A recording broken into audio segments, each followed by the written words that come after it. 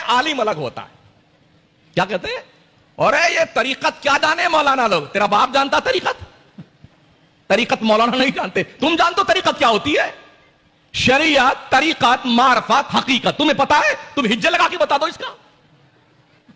कम वक्त 10 अंगूठी पहने हुए, 10 उंगलियों में, पैरों में, उंगलियों में अंगूठियां ठूंस रखी हैं, जयमाल पहन रखी है, हरामखोर 6 महीने नहाते नहीं है, जटाधारी बने फिर। उन्हें क्या पहुंचा हुआ बुजुर्ग है, जहन्नमी, जहन्नम पहुंचा हुआ है ना। न नमाज से मतलब, न रोजे से मतलब, दीन का मजाक उड़ाता तो जहन्नमी ही तो है वो।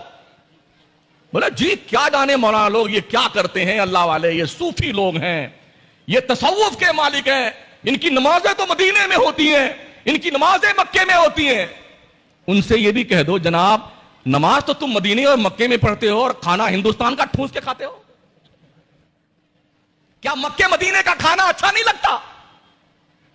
मक्के मदीने में तो जमजम का पानी है पीने के लिए, हिंदुस्तान की बेसली ठूंसते, बेसलेरी, रेल नीर बेसलेरी, जने कौन कौन सी कैटेगरी का पानी पीते हैं बेटे। हिंदुस्तान का पानी पिएंगे, हिंदुस्तान का खाना ठूंस के खाएंगे, और जब नमाज की बारी आती बोले नहीं हमारे पीर साहब वो मदीने शरीफ में नमाज पढ़ते हैं।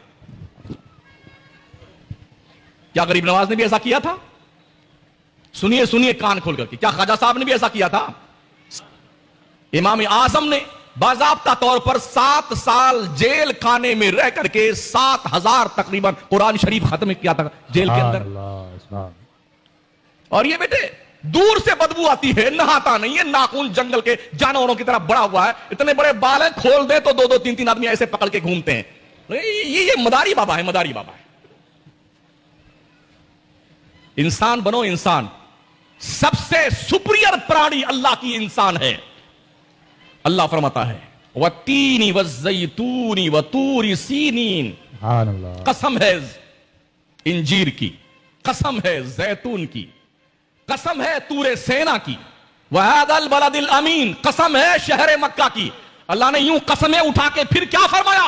लक़द खलक़नल इंसान फी अहसन तक़वीम। रब की सबसे सुपीरियर प्राणी जो है वो इंसान है। कुदरत का अनमोल शाहकार इंसान है। ओ इंसान, तुझसे ज्यादा खूबसूरत अल्लाह ने किसी को नहीं पैदा किया है। परियों से ज्यादा खूबसूरत आप हैं, हूरो गिलमान से ज्यादा खूबसूरत आप हैं। जब अल्लाह ने आपको इतना खूबसूरत बनाया है तो किरदार भी तो आपका खूबसूरत होना चाहिए, नहीं होना चाहिए? किरदार भी खूबसूरत होना चाहिए। अल्लाह करीम ने हमें खूबसूरत पैदा किया है और कसमें दे दे के रब ने बताया इंसान को हमने सारी कौमों से ज्यादा खूबसूरत पैदा किया है।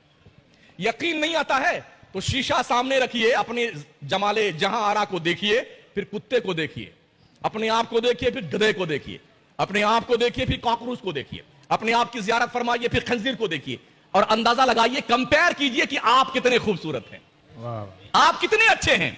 दुनिया की हर मखलूक, बड़ा से बड़ा जानवर, हाथी है ना, जब तक नाक नहीं रगड़ता जमीन पर उसे खाने को नहीं मिलता है।